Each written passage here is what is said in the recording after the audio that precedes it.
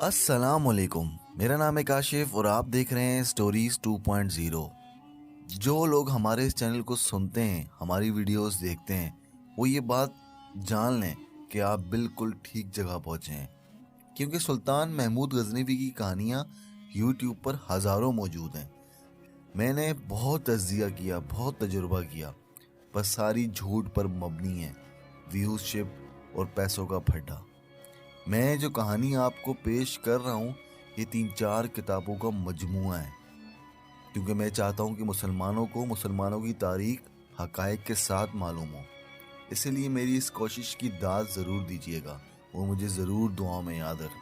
اگر آپ نے پچھلی ایپیسوڈ نہیں سنی تو اوپر آئی بٹن پہ کلک کریں اور ایپیسوڈ سن لیں۔ محمد قاسم سوری کی فوج آگے آ کے لڑتی، پر لڑنے کے بعد پیچھے ہٹ کر کیمپ پہ چلے جاتے۔ ان پر کسی اور طرف سے حملہ نہیں کیا جا سکتا تھا، کیونکہ ہر طرف پہاڑیاں بھی تھی اور خندق بھی۔ دوپہر کے وقت سلطان محمود نے اپنے دونوں سراروں کو ایک اور چال بتائی اور اس کے مطابق خود حلہ بولا۔ محمد بن سوری نے دیکھ لیا کہ سلطان خود آ رہا ہے۔ اس وقت تک غزنی کی فوج کا بڑا نقصان ہو چکا تھا، جس سے سوریوں کے حوصلے بلند بھی ہو گئے تھے۔ محمد بن سوری نے سلطان محمود پر ڈھاک بٹھانے کے لیے اس کا حلہ روکنے کو زیادہ نفری کے 2 دستے باہر بھیج دیے۔ تصادم خون ریزی تھا۔ سلطان محمود آہستہ آہستہ پیچھے ہٹنے لگا۔ تھوڑی دیر بعد اس نے ایسا حکم دیا جس نے اس کے دستوں کو حیران کر دیا۔ سلطان نے اچانک چلا کر کہا، بھاگو ورنہ سوری کسی کو زندہ نہیں چھوڑیں گے، اور وہ پیچھے کو بھاگ اٹھے۔ اس کی صفوں سے کئی اور آوازیں سنائی دی، بھاگو سوری آ رہے ہیں، بھاگو۔ یہ آوازیں سوریوں نے بھی سنی۔ محمد بن سوری دیکھ رہا تھا۔ اس نے حکم دیا، تعقب کرو، انہیں غزنی تک نہ پہنچنے دو، اور اس نے یہ حکم بھی دیا، سلطان محمود کو زندہ میرے سامنے لاؤ، غزنی کی اینٹ سے اینٹ بجا دو۔ سوری لشکر تعقب میں نکل پڑا۔ کیمپ خالی ہو گیا۔ کم و بیش 3 میل دور جا کر سلطان محمود نے پسپائی روک دی اور دستوں کو جو پہلے دی ہوئی ہدایت کے مطابق ترتیب اور تنظیم سے بھاگ رہے تھے، پیچھے مڑنے کا حکم دے دیا۔ کمانڈروں کا آمنے سامنے کا مقابلہ کیا۔ سالار التن تاش اور سالار ارسلان اس چال کے منتظر تھے۔ ان میں سے ایک نے سوریوں کے کیمپ کا رستہ روک لیا اور دوسرے نے پہلو سے حملہ کر دیا۔ مورخ عتبہ نے لکھا ہے، سیدھے سادے سوری سلطان محمود جیسے شاطر جرنیل کے پھندے میں آ گئے، اور اب جو لڑائی ہو رہی تھی یہ غزنی کی فوج کے ہاتھوں سوری فوج کا قتل عام تھا۔ سورج غروب ہونے سے پہلے سوریوں کا سورج ہمیشہ کے لیے غروب ہو گیا۔ محمد بن سوری بھاگ نہ سکا، اسے کھڈے میں سے پکڑا گیا جہاں وہ اپنے 2 درباریوں کے ساتھ چھپا بیٹھا تھا۔ ان تینوں کو سلطان محمود کے خیمے میں پیش کیا گیا۔ سلطان محمود نے کہا، محمد، میں نے پرسوں جو تمہیں لکھا تھا وہ آج ایک حقیقت بن کر تمہارے سامنے آ گیا ہے۔ تمہیں شکست دے کر مجھے خوشی نہیں ہوئی۔ آج جن دونوں فوجوں کا خون بہہ گیا ہے، انہیں کسی اور مقصد کے لیے لڑنا تھا۔ خدا کا یہ قانون میری سمجھ سے بالا ہے کہ گناہ گار حکمرانوں کو سزا بے گناہ رعایا کو بھی ملتی ہے۔ سلطان محمود بول رہا تھا، محمد بن سوری خاموشی کے ساتھ ان کی باتیں سن رہا تھا۔ محمد بن سوری کا سر ایک دم سے ہلنے لگا اور پھر اچانک سے وہ گھٹنوں کے بل گرا اور لڑک گیا۔ اسے سنبھالنے لگے تو دیکھا اس کی آنکھیں پھترائی ہو گئی تھی، وہ مر گیا تھا۔ اس کے ساتھ جو درباری تھے انہوں نے بتایا کہ محمد بن سوری نے جو انگوٹھی پہن رکھی ہے اس میں زہریلا ہیرا تھا۔ اس نے جب دیکھا کہ فوج ماری گئی ہے اور وہ بری طریقے سے شکست کھا گیا ہے اور اس کے اپنے نکل بھاگنے کی کوئی ضرورت نہیں رہی، تو ہمیں ساتھ دے کر یہ کھڈے میں اتر گیا۔ تھوڑی دیر بعد اس نے انگوٹھی سے ہیرا نکالا اور نگل لیا، اور فوراً بعد اسے پکڑنے والے آپ کے فوجی پہنچ گئے۔ ناظرین، یہ مارکا 1010 عیسوی یعنی کہ 401 ہجری کے موسم گرما میں لڑا گیا۔ سلطان محمود غزنوی کو ہندوستان سے آئے 6-7 مہینے گزرے تھے۔ اسے اطلاعات مل چکی تھی کہ دلی سے 30-40 میل مغرب کی طرف تانسیر میں بہت بڑا مندر ہے جس میں بہت سے بت ہیں، اور ناظرین ان میں سے ایک بت जिस का नाम जगसोमा था, जिसके मुतालिक हिंदुओं का अकीदा है कि ये इंसान की पैदाइश के साथ ही वजूद में आया था और अव्वलीन इंसानों ने इसकी पुरतशिश की थी। बाज़ मौरखों ने इसे चक्कर स्वामी कहा है और ये भी कि ये दानिशवर देवता का बुत है। उसे उस कदर मुकद्दस समझा जाता था कि दूर दूर से हिंदू इसकी पूजा करने के लिए आते थे और वही दर्जा हासिल करते जो मुसलमानों में हाजियों को हासिल होता है। सुल्तान महमूद एक तो अपने अकीदे के ज़ेर असर तासीर के मंदिर को तबाह करना चाहता था, दूसरे इसलिए उसने फ़ौरन कूच का हुक्म दे दिया। उसे मालूम था कि हिंदुस्तान के राजे महाराजे अभी हज़रों की जंग और नगरकोट की लड़ाई को संभालने नहीं होंगे।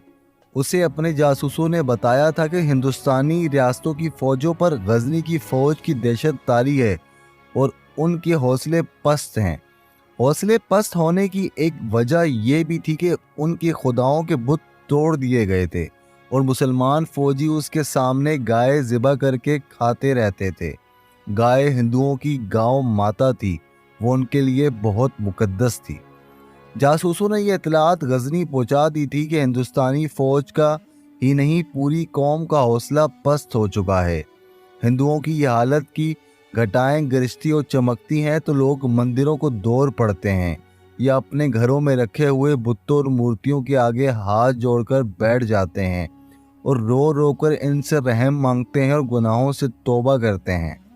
ये सूरत हाल सुल्तान महमूद के लिए मौजू थी। उसने पेशावर पहुंचकर हिंदुस्तान को 2 कासिद और एक एलची दौड़ा दिया। एक बहरा और मुल्तान पैगाम लेकर गया, दूसरा नगरकोट वहां के सालारों को, जिनके रुतबे आज के गवर्नरों जैसे थे, पैगाम दिया गया था कि वो फौज का कुछ हिस्सा बिल्कुल तैयारी की हालत में रखें। पैगाम में इन्हें यह भी बता दिया गया था कि तासीर पर हमला किया जा रहा है। एलची को पंजाब के राजा अनंतपाल के पास इस पैगाम के साथ भेजा गया कि सुल्तान महमूद की फौज पंजाब से गुजरेगी। मुआहदे के मुताबिक राजा अनंतपाल का ये फ़र्ज़ है कि वो ऐसा इंतज़ाम करे कि गजनी की फ़ौज बाहिफाजत गुजर जाए और इसके रास्ते में ना कोई रुकावट हो, ना कोई मजम्मत, और ये भी कि अनंतपाल अब दूसरी रियासतों की फ़ौज को इकट्ठा करके मुत्तहदा फ़ौज न बनाए। अगर उसने ऐसा किया तो ये समझा जाएगा कि राजा ने मुआहदा तोड़ दिया है और फिर सुल्तान का हक बनता है कि वो पहले लाहौर फिर पंजाब के दूसरे दारुल हुकूमत बनिड्डा पर हमला करके दोनों शहरों की ईंट से ईंट बजा दे। राजा जयपाल ने अपने एक भाई, जिसका नाम तारीख में नहीं मिलता, की ज़ेर कमान 2000 सवार सुल्तान महमूद गजरवी के इस्तकबाल के लिए भेजे और साथ कासिम फरिश्ता की तहरीर के मुताबिक ये पैगाम भेजा, ये मेरा भाई और मेरा सफ़ीर भी, इसे मैं आपकी खिदमत में इस दरख्वास्त के साथ भेज रहा हूँ कि तासीर हमारी सबसे बड़ी और सबसे मुकद्दस इबादत गाह है। अगर ये फ़र्ज़ आप पर आपके मज़हब की तरफ से आयद होता है कि दूसरों की मज़हब को ख़त्म करें, तो आप नगरकोट की दवाई से अपना ये फ़र्ज़ पूरा कर सकते हैं। दरख्वास्त करता हूँ कि आप तासीर के मुतल्लिक अपने इरादे बदल दें। मैं इसके और सालाना खराज दिया करूँगा। यहाँ तक आने में आपकी फ़ौज पर जो खर्च हुआ और वापस जाने का जो खर्च होगा वो मैं अदा करूँगा। इसके अलावा मैं आपको 50 हाथी और कुछ कम व बेश कीमत हीरे जेवरात भी पेश करूँगा। कासिम फरिश्ता ने लिखा कि सुल्तान महमूद ने इस पैगाम का ये जवाब दिया, मेरे लिए खुदा और रसूल सल्लल्लाहु अलैहि वसल्लम का हुक्म है कि जहाँ कहीं बुत हो वहाँ जाओ और बुतों को तबाह करो। मेरे नबी करीम सल्लल्लाहु अलैहि वसल्लम का नज़रिया ये है कि खुदा इसका अजर अगले जहान में देगा। मैं आपसे बुत न तोड़ने का इनाम कबूल नहीं कर सकता। मेरे पास कोई जवाज़ नहीं कि तासीर का बुत खाना न तोड़ दूँ। कोई मुअर्रिख ने यह नहीं बताया कि राजा अनंतपाल को किस तरह पता चला था कि सुल्तान महमूद तासीर जा रहा है। अलबत्ता इस वाक़ियात पर सबसे मुत्तफ़िक यह है कि राजा अनंतपाल के जवाब में सुल्तान ने इसकी पेशकश और दरख्वास्त कबूल ना की और राजा अनंतपाल ने दिल्ली, अजमेर, कांजल और कनौज के महाराजों की तरफ कासिद भेज दिए कि गजनी का सुल्तान महमूद हमारी तरफ से किसी इश्तियाल के बगैर हिंदुस्तान में दाखिल हो गया है और इसका इरादा तासीर के وشنو مندر کو تباہ کرنے کا ہے۔ تانسین میں سلطان محمود غزنوی کے قتل کا انتظام ہو چکا تھا۔ 1011 عیسوی 406 ہجری کا سال تھا۔ سلطان نگر کوٹ سے گئے ابھی 1 سال نہیں گزرا تھا، اس کے 2 کمانڈر بوقرا خان اور الصدگین جو لاپتہ ہو گئے تھے، ان کے گھروں کو یہ اطلاع دے دی گئی تھی کہ ان کے مارے جانے کی کوئی شہادت نہیں ملی، اس لیے یہ یقین ہے کہ وہ ہندوستانی فوج کے قیدی ہیں۔ وہ قیدی نہیں شہزادے تھے۔ اس عرصے میں ان کی 2 جیسے روحیں ہی بدل چکی تھی۔ انہیں جب کوئی نشہ آور چیز اور ہپنوٹائز کر کے تانسیر لایا گیا تھا تو دونوں کو الگ الگ کمرے میں رکھا گیا تھا اور ان کی خدمت کے لیے عورتیں مقرر کر دی گئی تھیں۔ وہ آئے ان 2 جوان اور بے حد خوبصورت لڑکیوں کے ساتھ تھے جو انہیں نگر کوٹ کے ایک گاؤں میں ملی تھی۔ تاثیر میں ان سے جدا کر دی گئی تھی۔ بوقرا خان کے زخم اور چوٹیں ٹھیک ہو گئی تھی اور وہ بھاگنے دوڑنے کے قابل ہو گیا تھا۔ الصدگین اور وہ مل بیٹھتے اور گپ شپ لگاتے تھے۔ اپنے میزبانوں کے ساتھ صرف بوقرا خان بات کرتا تھا کیونکہ یہاں کی زبان وہی سمجھتا تھا۔ دونوں نے 3-4 دن خاموشی اختیار کیے رکھی۔ آخر الصدگین نے بوقرا خان سے کہا کہ وہ لڑکیاں کہاں ہیں؟ اگر وہ مل جائیں تو وہ یہیں رہیں گے، ورنہ اپنی فوج میں چلے جائیں گے۔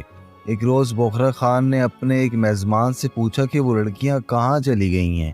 یہ میزبان وہی تھا جو درویش یا جوگی کے بحروب میں انہیں ہپنوٹائز کر کے لایا تھا۔ یہاں وہ اصلی روپ میں تھا، اس کے چہرے پر داڑھی نہیں تھی اور اس کی آواز بھی بناوٹی نہیں تھی۔ اس آدمی نے کہا، تم دیویوں کو اپنے پاس بلانا چاہتے ہو، وہ انسان نہیں۔ تم چونکہ نگر کوٹ کے مندر کے بت توڑنے والوں میں نہیں تھے اور تم زخمی ہو گئے تھے، اس لیے یہ دیویاں انسانوں کے روپ میں تمہارے پاس پہنچ گئی اور انہوں نے تمہاری تیمارداری کی اور وہ تمہارے ساتھ انسانوں کی طرح باتیں کرتی رہیں۔ تم نے ان سے پیار مانگا تو انہوں نے تم سے پیار بھی کیا، لیکن انہوں نے تمہیں بدی کی طرف نہیں جانے دیا۔ تم نے بری نیت ظاہر کی تو انہوں نے ہنس کھیل کے تمہارے دل سے برے خیال نکال دیے۔ یہ ان کا حکم تھا کہ تم دونوں کو فوج کی اتنی سخت زندگی سے جنگ و جدل اور قتل و غارت سے نکال کر شاہانہ زندگی میں رکھا جائے۔ بوقرا خان نے کہا، نہیں، یہ غلط ہے، وہ ہر لحاظ سے انسان تھی۔ وہ انسان نہیں تھی۔ اس آدمی نے بوقرا خان کی آنکھوں میں آنکھیں ڈال دی اور یہ کہا، اور عجیب سے لہجے میں کہنے لگا، وہ انسان نہیں تھی، تم ان کے پجاری ہو، تمہاری روح اس کے قبضے میں ہے۔ بوقرا خان نے خوفناک آواز میں کہا، آہ، میں اس کا پجاری ہوں، میری روح اس کے قبضے میں ہے۔ بوقرا خان کے ذہن میں یہ شعبدہ باز قابض ہو چکا تھا۔ اب وہ عامل تھا اور بوقرا خان کا ذہن پہلے ہی اس کے اپنے قبضے سے نکل چکا تھا۔ یہ شراب کا اثر تھا جو الصدگین خود ہی پینے لگے تھے، اور یہ اس نشہ آور دوائی کا بھی اثر تھا جو ان دونوں کو شراب میں اور کھانے میں کھلائی جاتی تھی۔ الصدگین کو دوسرے شعبدہ باز نے اپنے زیر اثر لے رکھا تھا۔ ان کی خدمت اور دیکھ بھال شہزادوں کی طرح ہوتی تھی۔ وہ جدھر سے گزرتے تھے لوگ رکتے اور ان کے آگے جھک جاتے تھے۔ 2-3 مہینے ان پر یہی عمل جاری رہا۔ جب یقین ہو گیا کہ ان کے ذہن ان کے اپنے قبضے سے پوری طرح نکل گئے ہیں تو انہیں ایک رات کہا گیا کہ انہیں ان کی دیویوں نے بلایا ہے۔ دونوں کو مندر کے باغ میں لے جایا گیا۔ رات کی تاریکی تھی، باغ خوشنما تھا۔ انہیں ایک مندر پر بٹھا دیا گیا۔ کندیلیں جل رہی تھی۔ ان کے سامنے 15-20 قدم دور 2 ٹوکرے رکھے تھے، ان پر چمکدار کپڑے لپٹے ہوئے تھے۔ کندیلوں کی روشنی میں یہ ستاروں کی طرح چمکتے تھے۔ ستار کے تار جھنجھنانے لگے اور دھیما دھیما اور وجد آفرین راگ الاپنے لگے۔ ماحول پر اسرار سا ہو گیا۔ بانسری کی آواز سنائی دینے لگی۔ بانسری اور ستار کی سنگت نے تلسم طاری کر دیا اور اس تلسم میں دونوں لڑکیاں نمودار ہوئیں۔ کوئی نہ دیکھ سکا کہ وہ پھولدار پودوں کے پیچھے سے نکلی یا درختوں کے پیچھے سے نکلی۔ ان کے لباس اتنے باریک کپڑے کے تھے کہ جن میں ان کا جسم نظر آتا تھا۔ ان کے سروں پر اوڑھنیاں نہیں تھی، اوڑھنیاں ان کے بال ہی تھے جو ان کی شانوں پر اور کچھ آگے سینے پر بکھرے ہوئے تھے۔ ہوا سے ان میں لہریں اٹھتی تھی۔ وہ جوں ہی نمودار ہوئی سب نے ہاتھ جوڑ دیے اور سجدے میں چلے گئے۔ بوقرا خان اور الصدگین نے نہ ہاتھ جوڑے نہ سجدہ کیا۔ وہ مبہوت ہو کر دیکھتے رہے۔ لڑکیاں نہایت آہستہ آہستہ چل رہی تھیں کہ ان کے قدم اٹھتے نظر نہیں آتے تھے۔ سب سجدے سے اٹھے۔ لڑکیاں ٹوکروں کے پاس رک گئیں۔ انہوں نے بازو آگے کر کے ہاتھ پھیلا دیے اور ایک لڑکی ایک ٹوکرے میں اور دوسری لڑکی دوسرے ٹوکرے میں کھڑی ہو گئی۔ وہ گھنٹوں تک ٹوکروں میں چھپ گئیں، پھر وہ آہستہ آہستہ اس میں بیٹھنے لگیں اور ٹوکروں میں غائب ہو گئیں۔ بڑے پنڈت نے بوکرا خان اور الصدگین سے کہا کہ جاؤ اور ٹوکروں میں دیکھو۔ دونوں آہستہ آہستہ آگے بڑھے۔ وہ محصور ہو گئے۔ وہ ٹوکروں سے 3-4 قدم دور تھے کہ ٹوکروں میں سے ایک کبوتر اڑا اور رات کی تاریکی میں غائب ہو گیا۔ دونوں کمانڈوں نے ٹوکرے میں جا کر دیکھا، ٹوکرے خالی تھے۔ وہ دیویاں ہیں، ایک پنڈت نے آگے بڑھ کر انہیں کہا، وہ دیویاں ہیں، صرف تمہارے لیے زندہ روپ میں آئی تھیں۔ انہوں نے تم پر خاص کرم کیا ہے کہ آج ہم سب تمہارے غلام ہیں۔ تم ہمارے بادشاہ ہو، یاد کرو تم کیا تھے، کہاں تھے، تمہاری زندگی کیا تھی۔ دیویوں نے ہمیں اشارہ دیا ہے کہ تمہارے لیے اپنی جیسی 2 لڑکیاں بھیج دیں گی۔ بوکرا خان نے پوچھا، کیا یہ ہمیں بھی نظر آئیں گی؟ انہیں پنڈت نے کہا، دیوتاؤں ہماری خواہشوں کے غلام نہیں ہوتے۔ تم پر یہ دونوں اس لیے خوشی ہوئی تھی کہ تم نے نگرکوٹ کے بتوں کی توہین نہیں کی تھی۔ تم بتوں کی توہین کرنے والے سلطان کی فوج سے الگ ہو گئے تھے۔ یہ دیویاں بت نہیں ہیں، دیکھنے میں پتھر ہیں۔ ہم تمہیں ان کا یہ روپ بھی دکھائیں گے۔ وہ جب اپنے کمرے میں آئے تو الصدگین نے بوکرا خان سے کہا، ہمیں بتایا جاتا رہا ہے کہ ان لوگوں کا مذہب باطل ہے اور یہ بتوں کی عبادت کرتے ہیں۔ ان کا تعلق براہ راست عالم غیب سے معلوم ہوتا ہے۔ ہم کس کی عبادت کرتے ہیں؟ ان دونوں کے ذہنوں میں شک و شکوک پیدا ہو گئے تھے اور وہ اسے معبود سمجھنے لگے تھے جسے وہ دیکھ سکے، جو انہیں معصور کر دے، جو اتنا حسین ہو کہ اس کے جذبات میں بالکل ہلچل مچا دے۔ انسان گمراہ وہیں سے ہوتا ہے جہاں وہ جسم اور روح کا رشتہ توڑ کر صرف جسم بن جاتا ہے۔ وہ اسی چیز کا برعکس سمجھتا ہے جو اس کی جسمانی ضرورت پوری کرے اور اسے جسمانی لذت مہیا کرے۔ ایسے ہی انسان شعبدہ بازوں کو معجزہ کہتے ہیں اور جذباتی اور دل فریب باتوں کے محصور ہو جاتے ہیں۔ انسان جس قدر و مادیت پرست اور جس قدر کم فہم ہوتا ہے، اتنی ہی جلدی محصور ہوتا ہے۔